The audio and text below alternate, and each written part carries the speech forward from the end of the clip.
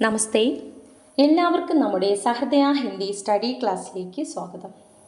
കുട്ടികളെ, നമ്മുടെ ഇന്നത്തെ ക്ലാസ് ഹിന്ദി സാഹിത്യവുമായി ബന്ധപ്പെട്ട വളരെ പ്രധാനപ്പെട്ട ഒരു ടോപ്പിക്കാണ്. ഹിന്ദി സാഹിത്യക്ക് ഇതിഹാസ് ലേഖൻ കി പരമ്പര. ഹിന്ദി സാഹിത്യത്തിൻ്റെ ചരിത്ര പരമ്പര എവിടെ നിന്ന് അല്ലെങ്കിൽ എപ്പോഴാണ് ആരംഭിച്ചത്, അതോടൊപ്പം തന്നെ അതിൽ കാലാനുസൃതമായി എങ്ങനെയാണ് പരിഷ്കരണങ്ങളും നവീകരണങ്ങളും സംഭവിച്ചത്, ഇതൊക്കെ നമുക്കറിയേണ്ടത് വളരെ അത്യാവശ്യമാണ്. ആദ്യകാലങ്ങളിൽ ചരിത്രരചന എന്നത് കവിമാരുടെ ജീവചരിത്രവും അതുപോലെ തന്നെ അവരുടെ കൃതികളുടെ ലഘുവിവരണവും മാത്രമായിരുന്നു. പിന്നീട് കാലക്രമവും സാഹിത്യ പ്രവണതകളും കൂടുതൽ ശ്രദ്ധിക്കപ്പെട്ടു. നമുക്ക് ക്ലാസ്സിലേക്ക് കടക്കാം. हिंदी साहित्य के इतिहास लेखन की परंपरा. हिंदी साहित्य के इतिहास लेखन की परंपरा बहुत प्राचीन है, क्योंकि इसका प्रारंभ 19वीं शताब्दी में होता है. यद्यपि इस दिशा में इससे पूर्व भी कुछ प्रयास दिखाई पड़ते हैं, जिसमें भक्तमाल, 84 वैष्णवन की वार्ता, 252 वैष्णवन की वार्ता, कालिदास हजारा आदि रचनाओं को रखा जा सकता है.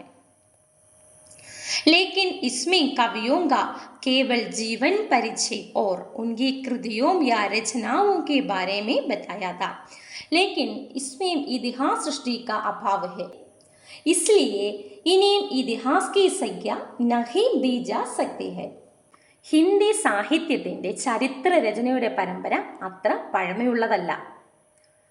എന്തുകൊണ്ടെന്നാൽ 19ാം നൂറ്റാണ്ടിലാണ് ഹിന്ദി ചരിത്ര രചന എഴുതാനായിട്ട് ആരംഭിച്ചിട്ടുള്ളത്. എന്നിരുന്നാലും ഇതേ ദിശയിൽ 19ാം നൂറ്റാണ്ടിന് മുമ്പ് തന്നെ വിവിധ കവിമാരും എഴുത്തുകാരും പല മഹത്തായ ഗ്രന്ഥങ്ങൾ രചിച്ചിരുന്നു. അതിനുദാഹരണമാണ് ഭക്തമാൽ, 84 വൈഷ്ണവൻ കി വാർത്ത, 252 വൈഷ്ണവൻ കി വാർത്ത, കാളിദാസ് ഹസാര എന്നിവ. പക്ഷേ ആദ്യകാലങ്ങളിലെ ഈ ചരിത്ര രചനയ്ക്കകത്ത് കവിമാരുടെ ജീവചരിത്രവും അവരുടെ കൃതികളെ കുറിച്ചൊക്കെയാണ് വിശദീകരിച്ചിരുന്നത്. അതുകൊണ്ട് തന്നെ ആദ്യകാലങ്ങളിൽ ഇത്തരം ഗ്രന്ഥങ്ങളിൽ കവികളുടെ ജീവിതവും അവരുടെ കൃതികളെ കുറിച്ചൊക്കെയാണ് വിശദീകരിച്ചിരുന്നത്. അവ ചരിത്രപരമായ ദൃഷ്ടികോണിൽ ക്രമബദ്ധമായി അവതരിപ്പിച്ചിരുന്നില്ല. ഈ പ്രാചീന കൃതികൾ കവികളെയും അവരുടെ കൃതികളെയും മാത്രം വിവരണം ചെയ്തതിനാൽ അവയിൽ ഒരു യഥാർത്ഥ സാഹിത്യ ചരിത്രം രചിക്കപ്പെടുന്നില്ല. അതിനാൽ തന്നെ അവയെ ചരിത്രം എന്ന് വിളിക്കാനാകില്ല. അതുകൊണ്ട് തന്നെ 19ാം നൂറ്റാണ്ടിലാണ് ഔപചാരികമായി ഹിന്ദി സാഹിത്യത്തിൻ്റെ ചരിത്ര രചന എഴുതാൻ ആരംഭിച്ചത് എന്ന് തന്നെ നമുക്ക് നിസ്സംശയം പറയാം. ज्ञान तथ्यों के आधार पर कहा जा सकता है कि औपचारिक रूप से हिंदी साहित्य के इतिहास लेखन का सर्वप्रथम प्रयास एक फ्रेंच विद्वान गासा दासी ने किया है. उन्होंने फ्रेंच भाषा में इस तवोर द लो लिटरेचर एंदी ये हिंदुस्तानी नामक ग्रंथ लिखा, जिसमें हिंदी और उर्दू के अनेक कवियों का विवरण अंग्रेजी वर्ण क्रमानुसार दिया गया है. इसका प्रथम भाग 1839 में तथा द्वितीय भाग 1847 ईस्वी में प्रकाशित हुआ था. लेकिन इस ग्रंथ में काल विभाजन, युगीन प्रवृत्ति और समय सीमांकन का अभाव था. फिर भी यह ग्रंथ हिंदी साहित्य के इतिहास के लेखन की परंपरा में एक महत्वपूर्ण मील का पत्थर माना जाता है. ज्ञान तथ्यों के आधार पर कहा जा सकता है कि औपचारिक रूप से हिंदी साहित्य के इतिहास लेखन का सर्वप्रथम प्रयास एक फ्रेंच विद्वान गासा दासी ने किया है. നമുക്ക് ലഭിച്ച തെളിവുകളുടെ അടിസ്ഥാനത്തിൽ പരിശോധിക്കുമ്പോൾ ഹിന്ദി സാഹിത്യത്തിൻ്റെ ഔദ്യോഗിക ചരിത്ര രചനയ്ക്ക് ആദ്യമായി ഒരു ശ്രമം നടത്തിയത് ഫ്രഞ്ച് പണ്ഡിതനായ ഗാസാ ദാസിയാണെന്ന് നമുക്ക് നിസ്സംശയം പറയാം. उन्होंने फ्रेंच भाषा में इस तवोर द लो लिटरेचर एंड ए हिंदुस्तानी നാമക് ഗ്രന്ഥ് ലിഖ. നമ്മുടെ ഹിന്ദി സാഹിത്യത്തിൻ്റെ ചരിത്രം ആദ്യമായി എഴുതിയത് ഫ്രഞ്ച് ഭാഷയിലാണ്. അത് എഴുതിയത് ഗാസാദദാസിയാണ്. അദ്ദേഹത്തിൻ്റെ ഗ്രന്ഥത്തിൻ്റെ പേര് ഇസ്തവോർ ദ ലോ ലിറ്ററേച്ചർ എന്തു എ ഹിന്ദുസ്ഥാനി, जिसमें हिंदी और उर्दू के अनेक कवियों का विवरण अंग्रेजी वर्ण क्रमानुसार दिया गया है. ഇതിൻ്റെ ആദ്യ ഭാഗം 1839 അതുപോലെ രണ്ടാമത്തെ ഭാഗം 1847 പ്രകാശനം ചെയ്തിരിക്കുന്നത്. ഇതിൻ്റെ പ്രഥമ ഭാഗിനകത്ത് കവിമാരെക്കുറിച്ചുള്ള വിവരണങ്ങളും അതുപോലെ തന്നെ രണ്ടാമത്തെ ഭാഗത്തിൽ ഈ കവിമാരുടെ രചനകളെക്കുറിച്ചുമാണ് വിവരിച്ചിരിക്കുന്നത്. लेकिन इस ग्रंथ में काल विभाजन, युगेन प्रवृत्ति और समय सीमांकन का अभाव था. എന്നിരുന്നാലും ഈ ഗ്രന്ഥത്തിൽ കാലവിഭാജനം, യുക്തമായ കാലഘട്ട പരിഗണന, സാഹിത്യ പ്രവണതകൾ എന്നിവയുടെ അഭാവം ഉണ്ടായിരുന്നു. फिर भी यह ग्रंथ हिंदी साहित्य के इतिहास के लेखन की परंपरा में एक महत्वपूर्ण मील का पत्थर माना जाता है. എങ്കിൽ കൂടി ഈ ഗ്രന്ഥത്തിന് ഹിന്ദി സാഹിത്യത്തിൻ്റെ ചരിത്ര രചനയിൽ വളരെ പ്രധാനപ്പെട്ട ഒരു സ്ഥാനമാണുള്ളത്. ഇവിടെ നിങ്ങൾ ശ്രദ്ധിക്കേണ്ട വളരെ പ്രധാനപ്പെട്ട ഒരു പോയിന്റ് കൂടിയുണ്ട്. ഗാസാദദാസി ഹിന്ദിയിലെയും ഉറുദുവിലെയും കവിമാരെ ഉൾക്കൊള്ളിച്ചുകൊണ്ടാണ് നമ്മുടെ ഈ ഇസ്തവോർ ദ ലിറ്ററേച്ചർ എന്തു എ ഹിന്ദുസ്ഥാനി എന്ന ഗ്രന്ഥം രചിച്ചത്. ഈ ഗ്രന്ഥത്തിനകത്ത് 783 കവിമാരെ കുറിച്ചാണ് പറഞ്ഞിട്ടുള്ളത്. അതായത് ഹിന്ദിയിലെയും ഉറുദുവിലെയും കവിമാരാണ്. അപ്പോൾ 783 കവിമാരാണ് ഇസ്തവോർ ദ ലോ ലിറ്ററേച്ചർ എന്തു എ ഹിന്ദുസ്ഥാനി എന്ന ഗ്രന്ഥത്തിനകത്തുള്ളത്. പക്ഷേ ഇതിൽ കേവലം 72 ഹിന്ദി കവിമാരെ കുറിച്ചുള്ള വിവരങ്ങൾ മാത്രമേ ഈ ഗ്രന്ഥത്തിൽ പറഞ്ഞിട്ടുള്ളൂ. അത് നിങ്ങൾ പ്രത്യേകം ഓർത്തിരിക്കുക. ഇവിടെ ഓർക്കേണ്ട പോയിന്റ്, ഫ്രഞ്ച് ഭാഷാ മേ ലിഖാ ഗയ ഹിന്ദി കാ പ്രഥം സാഹിത്യ ഇതിഹാസ് ഗ്രന്ഥം. ഇത് എഴുതിയിരിക്കുന്നത് ആരാണ്? ഗാസാദദാസിയാണ്. ഫ്രഞ്ച് ഭാഷയിലാണ്. അതുപോലെ തന്നെ ഹിന്ദിയിലെ ഉറുദുവിലെയും കവിമാരെ ഉൾക്കൊള്ളിച്ചു കൊണ്ടിട്ടാണ്. അതുപോലെ അംഗ്രേസി വർണ്ണക്രമ അനുസാറാണ് ഇത് എഴുതിയിരിക്കുന്നത്. ആദ്യ ഭാഗം 1839 രണ്ടാമത്തെ ഭാഗം 1847 ഇത് പ്രസിദ്ധീകരിച്ചിരിക്കുന്നത്. അതുപോലെ 72 ഹിന്ദി കവിമാരെ കുറിച്ചാണ് ഇതിനകത്ത് പറഞ്ഞിട്ടുള്ളത്. ഇത്രയും കാര്യങ്ങളാണ് ഗാസാദദാസിയുടെ ഇസ്തവോർ ദ ലോ ലിറ്ററേച്ചർ എന്തു എ ഹിന്ദുസ്ഥാനി എന്ന ഗ്രന്ഥത്തിനകത്ത് നിങ്ങൾക്ക് മനസ്സിലാക്കേണ്ടത്. നമുക്കിനി അടുത്ത പോയിന്റിലോട്ട് പോവാം. ഇതിഹാസ് ലേഖൻ की परंपरा में दूसरा महत्वपूर्ण ग्रंथ शिवसिंह सिंगर का शिवसिंह सरोज है. ചരിത്ര രചനാ പരമ്പരയിൽ രണ്ടാമത്തെ പ്രധാനപ്പെട്ട ഗ്രന്ഥം ശിവസിംഹ് സിംഗർ രചിച്ച ശിവസിംഹ് സരോജാണ്. ഈ കൃതി 1883 പ്രസിദ്ധീകരിച്ചിരിക്കുന്നത്. ഇസ്മേം 1000 കവിയോं के जीवन वृत्त तथा कवियों के उदाहरण दिया गया है. ഇതിനകത്ത് 1000 കവിമാരുടെ ജീവൻ ചരിത്രം, അവരുടെ കവിതകളെക്കുറിച്ചുള്ള ഉദാഹരണങ്ങളൊക്കെയാണ് ഇതിൽ നൽകിയിരിക്കുന്നത്. इसमें कवियों के जन्मकाल, रचनाकाल आदि के संकेत भी दिए गए हैं, लेकिन यह विश्वसनीय नहीं है. इतिहास की दृष्टि से इस ग्रंथ का अधिक महत्व नहीं है. फिर भी इसमें जो सूचनाएं संकलित है वे अत्यंत जानकारीपूर्ण है. हिंदी साहित्य के इतिहास लेखन के लिए उपयोगी सामग्री को व्यापक रूप से संकलित करने का प्रशंसनीय कार्य शिवसिंह सिंगर ने किया. यही इसकी विशेषता है. इसमें कवियों की जन्मकाल, रचनाकाल आदि के संकेत भी दिए गए हैं, लेकिन यह विश्वसनीय नहीं है. ഇതിനകത്ത് കവിമാരുടെ ജന്മവർഷവും അതുപോലെ തന്നെ രചനാകാൽ തുടങ്ങിയ സൂചനകളൊക്കെ നൽകിയിട്ടുണ്ട്. എന്നാൽ അവയെ വിശ്വസനീയമായി കണക്കാക്കാൻ കഴിയില്ല.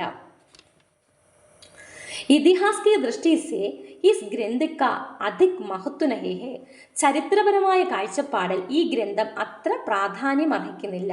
फिर भी इसमें जो सूचनाएं संकलित है वे अत्यंत जानकारीपूर्ण है. എന്നിരുന്നാലും ഈ കൃതിയിൽ ഉൾക്കൊള്ളിച്ചിരിക്കുന്ന വിവരങ്ങൾ വളരെ പ്രധാനപ്പെട്ടവയാണ്.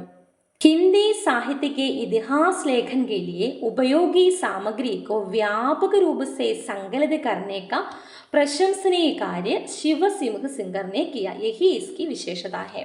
ഹിന്ദി സാഹിത്യ ചരിത്ര രചനയ്ക്കായി പ്രയോജനപ്രദമായ വസ്തുതകൾ ശേഖരിക്കുന്നതിൽ ശിവസിംഹ് സിംഗർ വളരെയധികം ശ്രദ്ധ പുലർത്തിയിരുന്നു. ഇത് അദ്ദേഹത്തിൻ്റെ രചനയുടെ മുഖ്യ സവിശേഷതയായിരുന്നു. ഇവിടെ നിങ്ങൾ ശ്രദ്ധിക്കേണ്ട ഏറ്റവും പ്രധാനപ്പെട്ട പോയിന്റ് എന്ന് പറയുന്നത് ഹിന്ദി മേ ലിഖാ ഗയാ ഹിന്ദി കാ പ്രഥം ഇതിഹാസ് ഗ്രന്ഥ്. ഹിന്ദി ഭാഷയിൽ എഴുതപ്പെട്ട ഹിന്ദിയിലെ ആദ്യത്തെ ചരിത്ര ഗ്രന്ഥം ഏതാണത്? ശിവസിംഹ് സരോജാണ്. ഇത് എഴുതിയിരിക്കുന്നത് ശിവസിംഹ് സിംഗറാണ്. വളരെ പ്രധാനപ്പെട്ട ഒരു പോയിന്റ് ആണ് കേട്ടോ. അതുപോലെ തന്നെ ഓർത്തിരിക്കേണ്ട മറ്റൊരു പ്രധാനപ്പെട്ട പോയിന്റ് ആണ് is ദിശാ may Pratham Bharatiya Prayas ശിവസിംഹ് singer ദ്വാരാ Keya Gaya high. ഈ ഹിന്ദി സാഹിത്യത്തിൻ്റെ ചരിത്ര രചന എഴുതാനായിട്ട് ആദ്യമായി കടന്നു വന്ന ഭാരതീയൻ ആരായിരുന്നേ? ശിവസിംഹ് സിംഗറാണ്.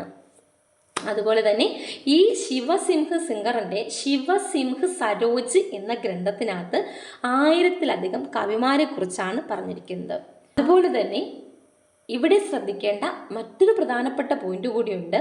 ഇസ് ഗ്രന്ഥ കെ ലേഖൻ മേ ശിവസിംഹ് സിംഗറിനെ സർവാധിക സാമഗ്രി കാ ഉപयोग കാളിദാസ് ഹസാര ഗ്രന്ഥ സെ കിയാ ഹൈ. കാളിദാസ് ഹസാരയെ ആധാരമാക്കിയാണ് ശിവസിംഹ് സിംഗർ ശിവസിംഹ് സരോജ് എന്ന ഗ്രന്ഥം എഴുതിയത്. വളരെ പ്രധാനപ്പെട്ട പോയിന്റുകളാണ്, ഇതൊക്കെ ഓർത്തിരിക്കുക. നമുക്കിനി അടുത്ത പോയിന്റ് നോക്കാം. हिंदी साहित्य के इतिहास लेखन की दिशा में सर्वप्रथम एक प्रशंसनीय प्रयास डॉक्टर जॉर्ज ग्रियर्सन द्वारा किया गया. सन 1888 में जॉर्ज ग्रियर्सन का इतिहास ग्रंथ the Royal Asiatic Society of Bengal से प्रकाशित हुआ. इसका नाम था the modern vernacular literature of Hindustan, जो नाम से इतिहास न होते हुए भी सच्चे अर्थों में हिंदी साहित्य का पहला इतिहास कहा जा सकता है. इसमें लेखक ने कवियों और लेखकों का कालक्रमानुसार वर्गीकरण करते हुए उनकी प्रवृत्तियों को भी स्पष्ट करने का प्रयास किया है. इसमें लगभग 952 कवियों की जीवनी तथा काव्य परिचय दिया गया है. हिंदी साहित्य के इतिहास लेखन की दिशा में सर्वप्रथम एक प्रशंसनीय प्रयास डॉक्टर जॉर्ज ग्रियर्सन द्वारा किया गया है. ഹിന്ദി സാഹിത്യത്തിൻ്റെ ചരിത്ര രചനയിൽ ആദ്യമായി ഒരു പ്രശംസനീയമായ ശ്രമം നടത്തിയത് ഡോക്ടർ ജോർജ് ഗ്രിയർസൺ ആയിരുന്നു. सन 1888 में जॉर्ज ग्रियर्सन का इतिहास ग्रंथ the Royal Asiatic Society of Bengal से प्रकाशित हुआ. इसका नाम था the modern vernacular literature of Hindustan. 1888 അദ്ദേഹത്തിൻ്റെ ചരിത്ര ഗ്രന്ഥമായ the modern vernacular literature of Hindustan എന്ന ഗ്രന്ഥം റോയൽ ഏഷ്യാറ്റിക് സൊസൈറ്റി ഓഫ് ബംഗാളിൽ പ്രസിദ്ധീകരിച്ചു. जो नाम से इतिहास न होते हुए भी सच्चे अर्थों में हिंदी साहित्य का पहला इतिहास कहा जा सकता है. ഈ ഗ്രന്ഥത്തിൻ്റെ പേരിൽ ചരിത്രം എന്ന ആശയം നേരിട്ട് വ്യക്തമാക്കുന്നില്ലെങ്കിലും സാഹിത്യത്തിൻ്റെ യഥാർത്ഥ ചരിത്ര രൂപം നൽകുന്ന ആദ്യ ഹിന്ദി സാഹിത്യ ഗ്രന്ഥമായി ഇതിനെ കണക്കാക്കാം. ഇസ്മേം ലേഖകനെ कवियों और लेखकों का कालक्रमानुसार वर्गीकरण करते हुए उनकी प्रवृत्तियों को भी स्पष्ट करने का प्रयास किया है. അതുപോലെ ഈ ഗ്രന്ഥത്തിൽ കവികളെയും എഴുത്തുകാരെയും ക്രമാനുസൃതമായി തരംതിരിച്ചിരിക്കുന്നു.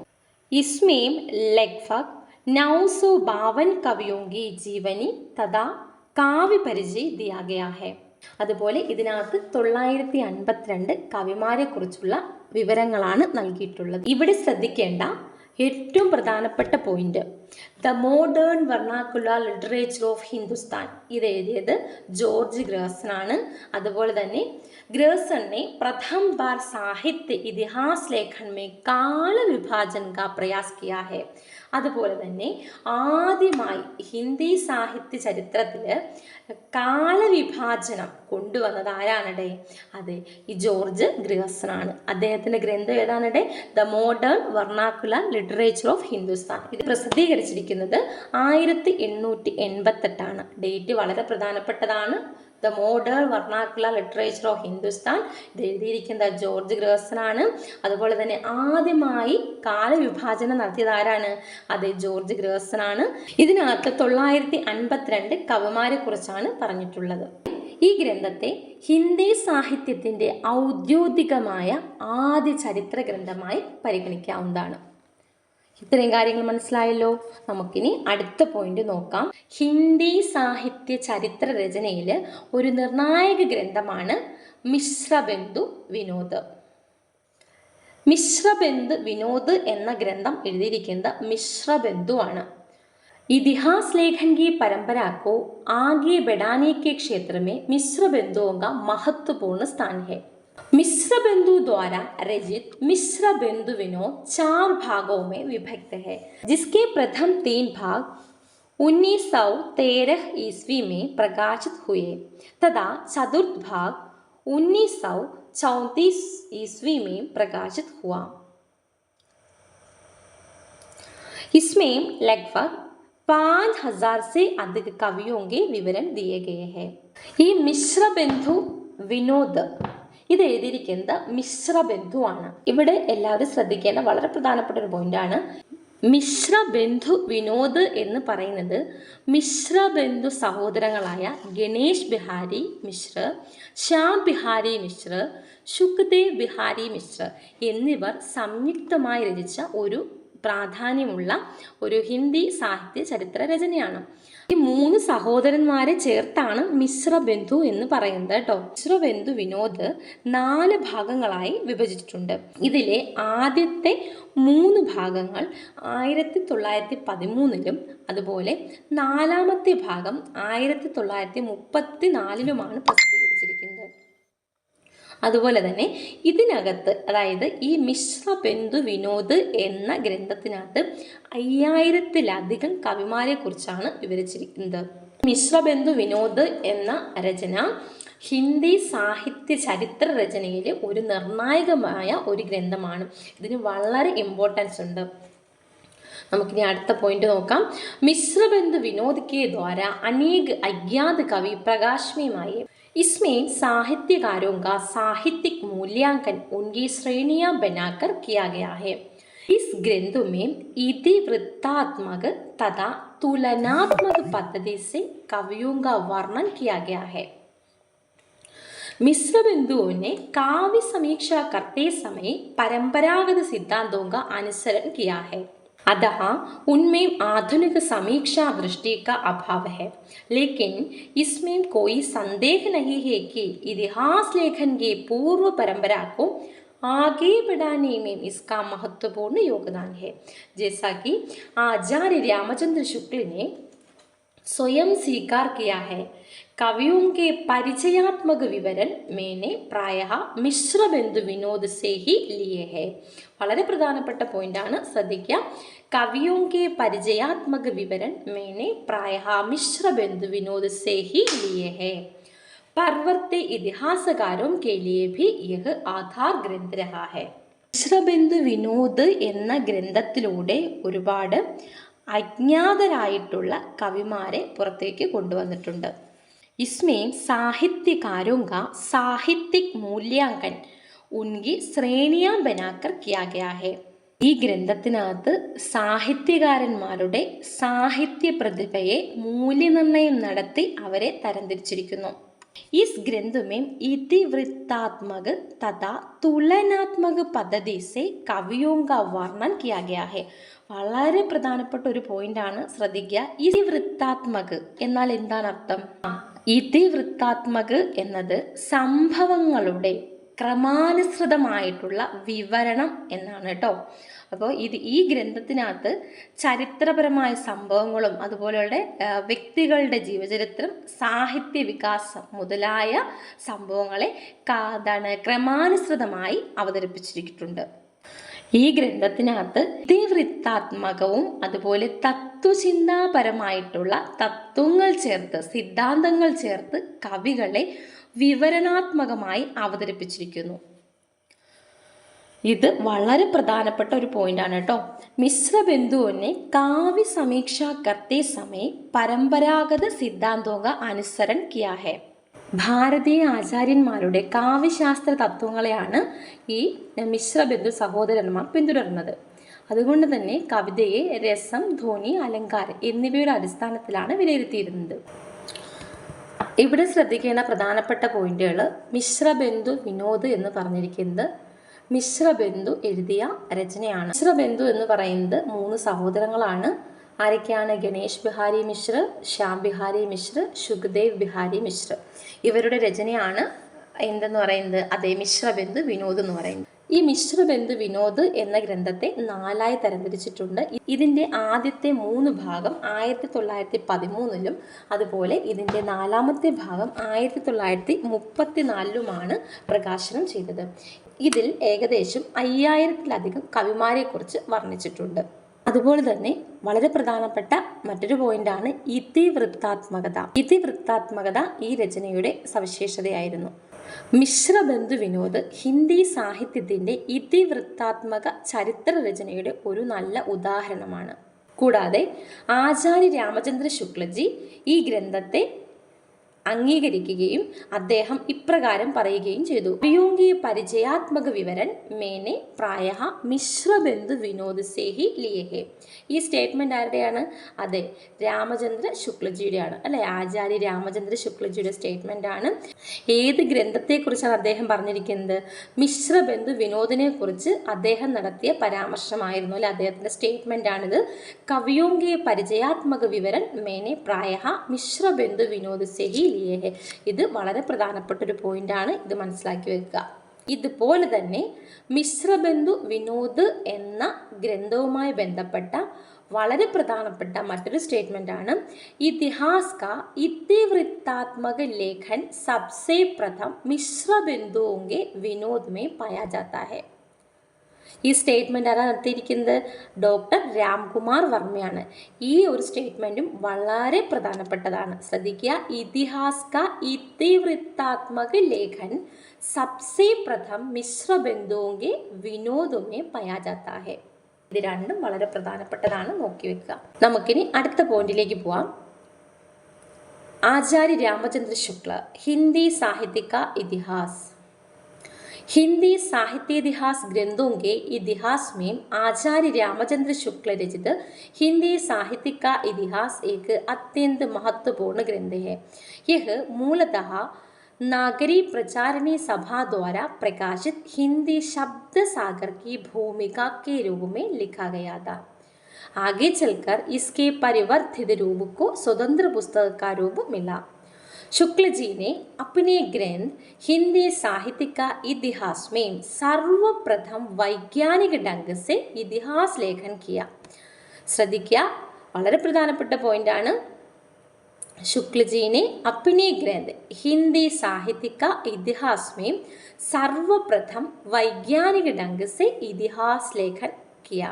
उन्होंने साहित्य के 900 वर्षों के काल को 4 खंडों में विभाजित किया. उनका विभाजन साहित्यिक प्रवृत्तियों के आधार पर किया गया. उनके अनुसार साहित्य जनता की चित्तवृत्तियों का संचित प्रतिबिंब है तथा चित्तवृत्तियों में परिवर्तन के साथ ही साहित्य में भी परिवर्तन आ जाता है. इसलिए हमें ऐसे कह सकते हैं कि इनका इतिहास ग्रंथ इतिहास लेखन की परंपरा में एक मील का पत्थर है. നമുക്കിവിടെ പ്രധാനപ്പെട്ട പോയിന്റുകൾ നോക്കാം. ആചാര്യ രാമചന്ദ്ര ശുക്ല അദ്ദേഹത്തിൻ്റെ ഗ്രന്ഥമാണ് ഹിന്ദി സാഹിത്യ കാ ഇതിഹാസ്. ഇത് എഴുതിയിരിക്കുന്നത് 1929 ഡേറ്റ് മറക്കരുത്. 1929 ഹിന്ദി സാഹിത്യ കാ ഇതിഹാസ് എന്ന ഗ്രന്ഥം പ്രസിദ്ധീകരിച്ചിരിക്കുന്നത്. ഹിന്ദി സാഹിത്യത്തിൻ്റെ ചരിത്ര ഗ്രന്ഥങ്ങളിൽ ആചാര്യ രാമചന്ദ്ര ശുക്ലജി രചിച്ച ഹിന്ദി സാഹിത്യ കാ ഇതിഹാസ് വളരെ പ്രാധാന്യമുള്ള ഒരു കൃതിയാണ്. ഇതിൻ്റെ ആദ്യ രൂപം നാഗരി പ്രചാരണി സഭ പ്രസിദ്ധീകരിച്ച ഹിന്ദി ശബ്ദസാഗർ എന്ന പദകോശത്തിൻ്റെ മുൻവാക്കായാണ് എഴുതിയിരുന്നത്. പിന്നീട് ഇതിനെ പരിഷ്കരിച്ച് ഒരു സ്വതന്ത്ര ഗ്രന്ഥമാക്കി മാറ്റി. शुक्ल जी ने अपने ग्रंथ हिंदी साहित्य का इतिहास में सर्वप्रथम वैज्ञानिक ढंग से इतिहास लेखन किया. ആചാര്യ രാമചന്ദ്ര ശുക്ലജി ആധുനിക ശാസ്ത്രീയ രീതിയിലാണ് ഹിന്ദി സാഹിത്യ ഇതിഹാസ് എന്ന ഗ്രന്ഥം ആദ്യമായി എഴുതിയത്. उन्होंने साहित्य के 900 वर्षों के काल को 4 खंडों में विभाजित किया. കൂടാതെ ഹിന്ദി സാഹിത്യത്തിൻ്റെ 900 വർഷത്തെ കാലഘട്ടത്തെ അദ്ദേഹം 4 ഘട്ടങ്ങളായി തരംതിരിച്ചിരിക്കുന്നു. उनका विभाजन സാഹിത്യക പ്രവൃത്തിयों के आधार पर किया गया. സാഹിത്യ വൈശിഷ്ട്യത്തിൻ്റെയും സാംസ്കാരിക പ്രവണതകളുടെയും അടിസ്ഥാനത്തിലായിരുന്നു അദ്ദേഹം ഈ വിഭാഗീകരണം നടത്തിയത്. इनके अनुसार साहित्य जनता की चित्तवृत्तियों का संचित प्रतिबिंब है तथा चित्तवृत्तियों में परिवर्तन के साथ ही साहित्य में भी परिवर्तन आ जाता है. സാഹിത്യം ജനങ്ങളുടെ മനോഭാവങ്ങളുടെ സമാഹൃത പ്രതിബിംബമാണെന്നും മനോഭാവങ്ങളിൽ മാറ്റം സംഭവിച്ചാൽ സാഹിത്യത്തിലും മാറ്റം അനിവാര്യമാണ് എന്നുമാണ് അദ്ദേഹം പറഞ്ഞിരിക്കുന്നത്. അതായത് സമൂഹത്തിൻ്റെ വികാസത്തിനനുസരിച്ച് സാഹിത്യത്തിലും മാറ്റം ഉണ്ടാകും എന്നാണ് അദ്ദേഹം പറഞ്ഞിരിക്കുന്നത്. इसलिए हम ऐसे कह सकते हैं कि इनका साहित्य ग्रंथ इतिहास लेखन की परंपरा में एक मील का पत्थर है. ആചാര്യ രാമചന്ദ്ര ശുക്ലജിയുടെ ഹിന്ദി സാഹിത്യ ഇതിഹാസ് എന്ന ഗ്രന്ഥം സാഹിത്യ ചരിത്ര രചനയിലെ മഹത്തായ ഒരു സംഭാവനയായി കണക്കാക്കപ്പെടുന്നു. ഇതുവരെ എഴുതിയിട്ടുള്ള സാഹിത്യ ചരിത്ര രചനകളിൽ ഏറ്റവും ശാസ്ത്രീയവും അടിസ്ഥാനപരവുമായ ഒരു ഗ്രന്ഥമാണ് ശുക്ലജിയുടെ ഹിന്ദി സാഹിത്യ ഇതിഹാസ് എന്ന ഗ്രന്ഥം. അതുകൊണ്ട് തന്നെ ഈ ഗ്രന്ഥത്തെ ചരിത്ര രചനാ പരമ്പരയിൽ ഒരു മൈൽ സ്റ്റോണായി കരുതപ്പെടുന്നു. ഇത്രയും കാര്യങ്ങളാണ് ഇവിടെ പ്രധാനമായും ശ്രദ്ധിക്കേണ്ടത്. നമുക്കിനി അടുത്ത പോയിന്റ് നോക്കാം. ആചാര്യ രാമചന്ദ്ര शुक्ल के पश्चात साहित्य इतिहास लेखन में दूसरा महत्वपूर्ण नाम आचार्य हजारी प्रसाद द्विवेदी का है. ആചാര്യ രാമചന്ദ്ര ശുക്ലിന് ശേഷം ഹിന്ദി സാഹിത്യ രചനയിൽ ഏറ്റവും പ്രധാനപ്പെട്ട രണ്ടാമത്തെ ആള് എന്നത് ആചാര്യ ഹസാരി പ്രസാദ് ദ്വിവേദിയാണ്. आचार्य हजारी प्रसाद द्विवेदी ने हिंदी साहित्य को मुख्यतः अपनी 3 पुस्तकों में समाहित किया है. ये पुस्तक है हिंदी साहित्य की भूमिका, हिंदी साहित्य उद्भव और विकास तथा हिंदी साहित्य का आदिकाल आदि. ആചാര്യ ഹസാരി പ്രസാദ് ദ്വിവേദി ജി ഹിന്ദി സാഹിത്യത്തെ പ്രധാനമായും തൻ്റെ 3 ഗ്രന്ഥങ്ങളിലൂടെയാണ് വിശകലനം ചെയ്തിരിക്കുന്നത്. ആ ഗ്രന്ഥങ്ങൾ ഏതൊക്കെയെന്ന് ഇവിടെ പറഞ്ഞിട്ടുണ്ട്. ഏതൊക്കെയാണ്? ഹിന്ദി സാഹിത്യ की ഭൂമിക, ഹിന്ദി സാഹിത്യ ഉദ്ഭവ് ഓർ വികാസ് തഥാ ഹിന്ദി സാഹിത്യ का ആദികാൽ എന്നിവ. ആചാര്യ ഹസാരി പ്രസാദ് ദ്വിവേദിയുടെ സാഹിത്യ രചനകളാണ് ഏതൊക്കെയാണ്? ഹിന്ദി സാഹിത്യ की ഭൂമിക, ഹിന്ദി സാഹിത്യ ഉദ്ഭവ് ഓർ വികാസ്, हिंदी साहित्य का आदिकाल എന്നിവ. जिन्होंने आचार्य शुक्ल जी के युगवादी दृष्टिकोण के स्थान पर परंपरावादी दृष्टिकोण का प्रयोग किया तथा मानव को साहित्य के केंद्र में रखकर रचनाओं का मूल्यांकन किया. इन्होंने हिंदी साहित्य के प्रारंभिक काल को आदिकाल नाम दिया तथा भक्ति काल को भारतीय परंपरा का स्वतःस्फूर्त विकास माना. हजारी प्रसाद द्विवेदी ആചാര്യ ശുക്ലജിയുടെ യുഗവാദി ദൃഷ്ടികോൺ, അതായത് കാലഘട്ടപരമായിട്ടുള്ള ആ സമീപനത്തെ ഒഴിവാക്കിക്കൊണ്ട് പാരമ്പര്യപരമായിട്ടുള്ള സമീപനത്തെ സ്വീകരിച്ചു. അതായത് പരമ്പരാഗതമായിട്ടുള്ള സമീപനം സ്വീകരിച്ചു. കൂടാതെ മനുഷ്യനെ സാഹിത്യത്തിൻ്റെ കേന്ദ്രബിന്ദുവായി കണക്കാക്കുകയും കൃതികളെ അതിനനുസരിച്ച് വിലയിരുത്തുകയും ചെയ്തു. इन्होंने हिंदी साहित्य के प्रारंभिक काल को आदिकाल नाम दिया तथा भक्ति काल को भारतीय परंपरा का स्वतःस्फूर्त विकास माना. കൂടാതെ ഇദ്ദേഹം ഹിന്ദി സാഹിത്യത്തിൻ്റെ ആദ്യഘട്ടത്തെ ആദികാൽ എന്ന പേരിൽ വിശേഷിപ്പിക്കുകയും ഭക്തികാലത്തെ ഇന്ത്യൻ സംസ്കാരത്തിൻ്റെ സ്വാഭാവികമായിട്ടുള്ള വളർച്ചയെന്ന് വിലയിരുത്തുകയും ചെയ്തു. ഇവിടെ ഓർത്തിരിക്കേണ്ട പ്രധാനപ്പെട്ട പോയിന്റുകൾ ഹിന്ദി സാഹിത്യ की ഭൂമിക, അതുപോലെ തന്നെ ഹിന്ദി സാഹിത്യ की ഉത്ഭവ് ഓർ വികാസ് തഥാ ഹിന്ദി സാഹിത്യ का ആദികാൽ എന്നീ ഗ്രന്ഥങ്ങൾ എന്നീ രചനകൾ നമ്മുടെ ആചാര്യ ഹസാരി പ്രസാദ് ദ്വിവേദിയുടെയാണ്.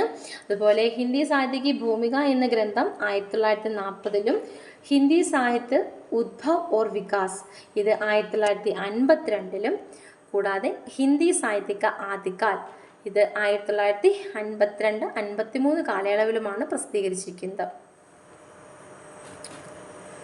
കൂടാതെ ഇദ്ദേഹം ഹിന്ദി സാഹിത്യത്തിൻ്റെ പ്രാരംഭിക കാലിനെ ആദികാൽ എന്ന പേര് നൽകുകയും ചെയ്തു. ഇതൊക്കെയാണ് ഇതിനകത്തുള്ള വളരെ പ്രധാനപ്പെട്ട പോയിന്റ്. നമുക്കിനി അടുത്ത പോയിന്റ് നോക്കാം. डॉक्टर रामकुमार वर्मा हिंदी साहित्य का आलोचनात्मक इतिहास।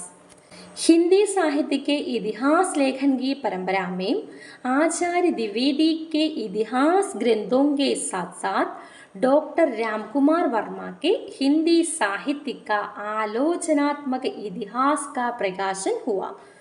इसमें लेखक ने 693 से 1693 ईस्वी की कालावधि को लेकर भक्ति काल तक के इतिहास का आलोचनात्मक अध्ययन किया है। डॉक्टर रामकुमार वर्मा ने आचार्य शुक्ल जी की पद्धति का अनुकरण किया है। उन्होंने कालखंडों और काव्य धाराओं के नामकरण में थोड़ा परिवर्तन कर दिया है। उन्होंने वीरगाथा काल को चारण काल कहा है और इससे पूर्व संधि काल को जोड़ दिया है, जिसके अंतर्गत उन्होंने अपभ्रंश भाषा के सारे कवियों को समेट लिया है और अपभ्रंश के प्रथम कवि स्वयंभू को हिंदी साहित्य का आदि कवि घोषित किया है, जो कि ऐतिहासिक, साहित्यिक एवं भाषा वैज्ञानिक दृष्टि से सर्वदा उचित है। ഇവിടെ ശ്രദ്ധിക്കേണ്ട വളരെ പ്രധാനപ്പെട്ട പോയിന്റ്, ഡോക്ടർ രാംകുമാർ വർമ്മയുടെ ചരിത്ര രചനയാണ് ഹിന്ദി സാഹിത്യ ആലോചനാത്മക ഇതിഹാസ്. ഇത് 1938-ലാണ് പ്രസിദ്ധീകരിച്ചിരിക്കുന്നത്. ഹിന്ദി സാഹിत्य के इतिहास लेखन की परंपरा में आचार्य द्विवेदी के इतिहास ग्रंथों के साथ साथ डॉक्टर रामकुमार वर्मा के हिंदी साहित्य का आलोचनात्मक इतिहास का प्रकाशन हुआ. ഹിന്ദി സാഹിത്യ ചരിത്ര രചനയുടെ പരമ്പരയിൽ ആചാര്യ ഹസാരി പ്രസാദ് ദ്വിവേദി എഴുതിയ ഗ്രന്ഥങ്ങളോടൊപ്പം ഡോക്ടർ രാംകുമാർ വർമ്മ രചിച്ച ഹിന്ദി സാഹിത്യ ആലോചനാത്മക ഇതിഹാസ് എന്ന ഗ്രന്ഥവും പ്രസിദ്ധീകരിക്കപ്പെട്ടു. ഡോക്ടർ രാംകുമാർ വർമ്മ ഹിന്ദി സാഹിത്യ ആലോചനാത്മക ഇതിഹാസ് എന്ന ഈ ഗ്രന്ഥത്തിൽ 693 മുതൽ 1693 വരെ, അതായത് ഭക്തികാലം വരെയുള്ള ഹിന്ദി സാഹിത്യത്തിൻ്റെ ചരിത്രപരമായിട്ടുള്ള ആലോചന ഈ ഗ്രന്ഥത്തിൽ ഉൾപ്പെടുത്തിയിട്ടുണ്ട്. डॉक्टर रामकुमार वर्मा ने आचार्य शुक्ल जी की पद्धति का अनुकरण किया है.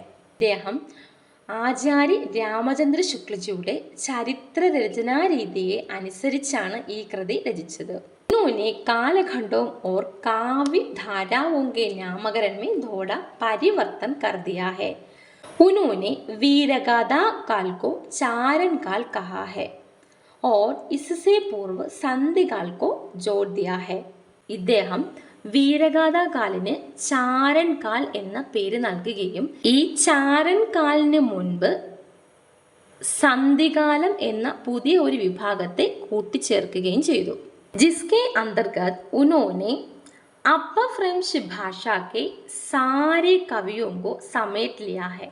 കൂടാതെ ഈ സന്ധികാലിനകത്ത് അദ്ദേഹം अपभ्रंशिലെ എല്ലാ കവിമാരെയും ഇതിനകത്ത് കൊണ്ടുവരികയും ചെയ്തു. और अपभ्रंश के प्रथम कवि स्वयंभू को हिंदी साहित्य का ആദ്യ കവി ഘോഷിത് കിയാ ഹെ. കൂടാതെ अपभ्रंशिലെ പ്രഥം കവിയായ സ്വയംഭുവിനെ ഹിന്ദി സാഹിത്യത്തിലെ ആദ്യ കവി എന്ന് പ്രഖ്യാപിക്കുകയും ചെയ്തു. जो कि ऐतिहासिक, साहित्यिक एवं भाषा वैज्ञानिक दृष्टि से सर्वथा उचित है. अपभ्रंशिലെ പ്രഥം കവി ആരാണ്? സ്വയംഭു ആണ്. ഈ സ്വയംഭുവിനെ ഹിന്ദി സാഹിത്യത്തിലെ ആദ്യ കവി എന്ന് പറഞ്ഞിരിക്കുന്നത് നമ്മുടെ ഡോക്ടർ രാംകുമാർ വർമ്മയാണ്. ഇത്രയും കാര്യങ്ങളാണ് ഇവിടെ മനസ്സിലാക്കേണ്ടത്. നമുക്കിനി അടുത്ത പോയിന്റ് നോക്കാം. ഡോക്ടർ ധീരേന്ദ്ര വർമ്മ, അദ്ദേഹത്തിൻ്റെ ഗ്രന്ഥമാണ് ഹിന്ദി സാഹിത്യം. विभिन्न विद्वानों के सामूहिक सहयोग के आधार पर लिखित इतिहास ग्रंथों में हिंदी साहित्य भी उल्लेखनीय है, जिसका संपादन डॉक्टर धीरेन्द्र वर्मा ने किया है. വിവിധ പണ്ഡിതന്മാരുടെ കൂട്ടായ ശ്രമത്തിൻ്റെ ഫലമായി രചിച്ച ചരിത്ര ഗ്രന്ഥങ്ങളിൽ ഹിന്ദി സാഹിത്യം എന്ന കൃതി വളരെ പ്രധാനപ്പെട്ട ഒന്നാണ്. ജിസ്കാ സമ്പാദൻ ഡോക്ടർ ധീരേന്ദ്ര വർമ്മനെ കിയാ ഹെ. ഹിന്ദി സാഹിത്യ എന്ന ഈ രചനയുടെ സമ്പാദക് ഡോക്ടർ ധീരേന്ദ്ര വർമ്മയായിരുന്നു. इसमें हिंदी साहित्य के इतिहास को 3 कालखंडों आदिकाल, मध्यकाल तथा आधुनिक काल में विभक्त किया गया है. ഈ ഗ്രന്ഥത്തിനകത്ത് ഹിന്ദി സാഹിത്യ ചരിത്രത്തെ 3 പ്രധാനപ്പെട്ട കാലങ്ങളായി തരംതിരിച്ചിരിക്കുന്നു. അതേതൊക്കെയാണ്? അതെ, ആദികാൽ, മധ്യകാൽ, ആധുനിക കാൽ. समस्त काव्य परंपराओं का विवरण इसमें स्वतंत्र रूप से दिया गया है. रासो काव्य परंपरा को इसमें नवीन रूप से जोड़ा गया है. काल विभाजन, विषय निरूपण एवं शैली आदि की दृष्टि से उक्त ग्रंथ आचार्य शुक्ल के इतिहास से काफी भिन्न है. विविध लेखकों द्वारा रचित होने के कारण इसमें एक रूपता और अनविधि का अभाव है. ഇവിടെ ശ്രദ്ധിക്കേണ്ട പ്രധാനപ്പെട്ട പോയിന്റ്, ഹിന്ദി സാഹിത്യ എന്ന ഗ്രന്ഥം എഴുതിയത് ഡോക്ടർ ധീരേന്ദ്ര വർമ്മയാണ്. അദ്ദേഹം ഹിന്ദി സാഹിത്യ ചരിത്രത്തെ 3 കാലഘട്ടങ്ങളായി തരംതിരിച്ചിട്ടുണ്ട്. ആദികാൽ, മധ്യകാൽ തഥാ ആധുനിക കാൽ. നമുക്കിനി അടുത്ത പോയിന്റ് നോക്കാം. നാഗരി പ്രചാരണി സഭ കാശി, ഹിന്ദി സാഹിത്യ കാ ബൃഹത് ഇതിഹാസ്. ഹിന്ദി സാഹിത്യ കാ ബൃഹത് ഇതിഹാസ് ഇത് പ്രസിദ്ധീകരിച്ചിരിക്കുന്നത് നാഗരി പ്രചാരണി സഭയാണ്. हिंदी साहित्य के इतिहास लेखन की परंपरा में नागरी प्रचारणी सभा काशी का योगदान अत्यंत विस्तृत, प्रामाणिक एवं स्तरीय रूप में दिखाई देता है. ഹിന്ദി സാഹിത്യ ചരിത്ര രചനയുടെ പരമ്പരയിൽ നാഗരി പ്രചാരണി സഭ കാശി നൽകുന്ന സംഭാവന അതിവിപുലവും അതുപോലെ തന്നെ ആധികാരികവുമായിട്ടുള്ളതാണ്. नागरी प्रचारणी सभा काशी ने हिंदी साहित्य का बृहद इतिहास प्रकाशित किया है. हिंदी साहित्य के बृहद इतिहास എന്ന ഗ്രന്ഥം നാഗരി പ്രചാരണി സഭയാണ് പ്രസിദ്ധീകരിച്ചിരിക്കുന്നത്. योजना अनुसार हिंदी साहित्य के इतिहास को 16 भागों में निकाला गया है. हिंदी साहित्य के ബൃഹത് ഇതിഹാസ് എന്ന ഈ ചരിത്ര ഗ്രന്ഥം 16 ഭാഗങ്ങളായിട്ടാണ് പ്രസിദ്ധീകരിച്ചിരിക്കുന്നത്. നാഗരി പ്രചാരണി സഭ കാശിയിലൂടെ പ്രസിദ്ധീകരിച്ച ഹിന്ദി സാഹിത്യ കാ ബൃഹത് ഇതിഹാസ് എന്ന ഈ ഗ്രന്ഥം 16 ഭാഗങ്ങളായിട്ടാണ് പ്രസിദ്ധീകരിച്ചിരിക്കുന്നത്. इसमें साहित्य के इतिहास लेखन की सैद्धांतिक एवं वैज्ञानिक पद्धतियों को अपनाया गया है, जिसके अलग अलग भागों के अलग अलग संपादक है. इस दिशा में शताधिक विद्वानों ने अमूल्य सहयोग प्रदान किया है. इस श्रृंखला में प्रकाशित खंडों में डॉक्टर नगेंद्र द्वारा संपादित वष्ट भाग रीतिकाल अत्यंत महत्वपूर्ण बन पड़ा है. ഈ ഗ്രന്ഥത്തിനകത്ത് സാഹിത്യ ചരിത്ര രചനയുടെ സൈദ്ധാന്തികവും അതുപോലെ തന്നെ വൈജ്ഞാനികപരമായിട്ടുള്ള പദ്ധതികൾ ഇതിനകത്ത് ഉൾപ്പെടുത്തിയിട്ടുണ്ട്. जिसके अलग अलग भागों में अलग अलग संपादक है. ഹിന്ദി സാഹിത്യ के ബൃഹത് ഇതിഹാസ് എന്ന ഈ ഗ്രന്ഥത്തെ 16 ഭാഗങ്ങളായിട്ടാണ് പ്രസിദ്ധീകരിച്ചിരിക്കുന്നത്. 100-ലധികം പണ്ഡിതന്മാർ ഈ പദ്ധതിക്ക് അതിമൂല്യമായ സംഭാവനകൾ നൽകിയിട്ടുണ്ട്. ഹിന്ദി സാഹിത്യ കാ ബൃഹത് ഇതിഹാസ് എന്ന ഗ്രന്ഥത്തെ 16 ഭാഗങ്ങളായിട്ട് തരംതിരിച്ചിട്ടുണ്ട്. ഈ ഓരോ ഭാഗത്തിനും വ്യത്യസ്തരായിട്ടുള്ള എഡിറ്റർമാരാണ് ഉണ്ടായിരുന്നത്. ഇതിലെ 6ാമത്തെ ഭാഗം, അതായത് രീതികാൽ എന്നാണ് അതിൻ്റെ പേര്, അതിനെ പ്രസിദ്ധീകരിച്ചിരിക്കുന്നത് ഡോക്ടർ നഗേന്ദ്രാണ്. നമുക്കിനി അടുത്ത പോയിന്റ് നോക്കാം. ഡോക്ടർ നഗേന്ദ്ര. डॉक्टर नगेंद्र ने स्वयं का कोई साहित्य इतिहास ग्रंथ लेखन नहीं किया, केवल एक पुस्तक के रूप में सभी प्रमुख साहित्यकारों का सार एकत्रित किया है. हिंदी साहित्य का इतिहास तथा हिंदी वाग्मय 20वीं सदी. ഡോക്ടർ നാഗേന്ദ്ര സ്വയം ഹിന്ദി സാഹിത്യ ഇതിഹാസ് ഗ്രന്ഥം രചിച്ചിട്ടില്ല. അദ്ദേഹം പ്രധാനപ്പെട്ട സാഹിത്യകാരന്മാരുടെ സംക്ഷിപ്ത അവലോകനം ഒരേ ഗ്രന്ഥത്തിൽ സമാഹരിച്ചിരിക്കുന്നു. അദ്ദേഹത്തിൻ്റെ പ്രധാനപ്പെട്ട ഗ്രന്ഥങ്ങളാണ് ഹിന്ദി സാഹിത്യക ഇതിഹാസ് തഥാ ഹിന്ദി വാഗ്മയ് 20വീं ശതി. ഇത് ചരിത്രപരമായിട്ടുള്ള രചനകളല്ല.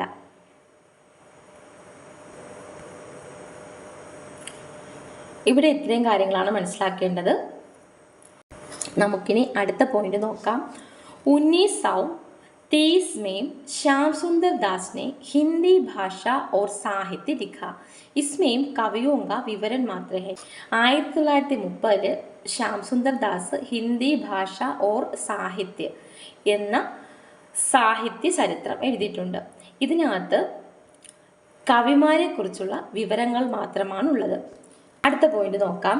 1930 ईस्वी में ही सूर्यकांत शास्त्री ने हिंदी साहित्य का विवेचनात्मक इतिहास लिखा. 1930 സൂര്യകാന്ത് ശാസ്ത്രി ഹിന്ദി സാഹിത്യക വിവേചനാത്മക ഇതിഹാസ് എന്ന ഗ്രന്ഥം രചിച്ചു.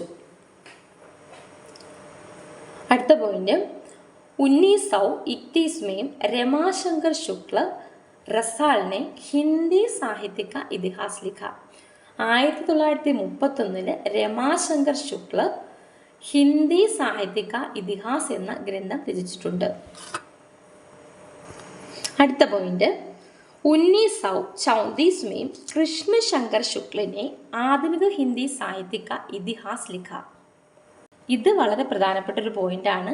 1934 കൃഷ്ണ ശങ്കർ ശുക്ല ആധുനിക ഹിന്ദി സാഹിത്യക ഇതിഹാസ് എന്ന പേരിൽ ഒരു ഗ്രന്ഥം രചിച്ചിട്ടുണ്ട്. അടുത്തത് ഹിന്ദി സാഹിത്യക്ക് 80 വർഷം. ഇത് എഴുതിയിരിക്കുന്നത് ശിവദാൻ സിംഹ ചൗഹാനാണ്. ഇത് വളരെ പ്രധാനപ്പെട്ട ഒരു പോയിന്റാണ്, ശ്രദ്ധിക്കുക. ഇനി അടുത്ത പോയിന്റ് നോക്കാം. അംഗ്രേസി മേ ലിഖേ ഗയേ ഹിന്ദി സാഹിത്യക്ക് ഇതിഹാസ്. ഇംഗ്ലീഷ് ഭാഷയിൽ എഴുതിയ ഹിന്ദി സാഹിത്യത്തിൻ്റെ ചരിത്ര രചനകൾ. 1918 में प्रकाशित एडविन ग्रीस का ये स्केच ऑफ हिंदी लिटरेचर. ये स्केच ऑफ हिंदी लिटरेचर ഇത് എഴുതിയിരിക്കുന്നത് എഡ്വിൻ ഗ്രീസ് ആണ്. ഈ യെ സ്കെച്ച് ഓഫ് ഹിന്ദി ലിറ്ററേച്ചർ എന്ന ഈ ഗ്രന്ഥം പ്രസിദ്ധീകരിച്ചിരിക്കുന്നത് 1918. ഇത് ഇംഗ്ലീഷിൽ എഴുതിയ ഹിന്ദി സാഹിത്യത്തിൻ്റെ ചരിത്ര രചനയാണ്. അടുത്തത് 1920 में प्रकाशित FIK का ये हिस्ट्री ഓഫ് ഹിന്ദി ലിറ്ററേച്ചർ. 1920 പ്രസിദ്ധീകരിച്ച FIKയുടെ a history of Hindi literature. ഇതും ഇംഗ്ലീഷ് ഭാഷയിൽ എഴുതിയ ഹിന്ദി സാഹിത്യത്തിൻ്റെ ചരിത്ര രചനയാണ്. ഈ രണ്ട് ഗ്രന്ഥങ്ങളും ഓർത്തു വെക്കുക. ഒന്നാമത്തേത് a sketch of Hindi literature, രണ്ടാമത്തേത് a history of Hindi literature. ഇത്രയും കാര്യങ്ങളാണ് നമുക്ക് ഹിന്ദി സാഹിത്യക്ക് ഇതിഹാസ് ലേഖൻ കി പരമ്പര എന്ന ടോപ്പിക്കിൽ നിന്ന് നമുക്ക് മനസ്സിലാക്കേണ്ടത്. ഇന്നത്തെ ക്ലാസ് എല്ലാവർക്കും മനസ്സിലായി കാണും എന്ന് കരുതുന്നു. ഹിന്ദി സാഹിത്യക്ക് ഇതിഹാസ് കാ കാലവിഭാജൻ ഓർ നാമകരൺ എന്ന ടോപ്പിക്കുമായി നമുക്ക് അടുത്ത ക്ലാസ്സിൽ വീണ്ടും കാണാം. ധന്യവാദ്.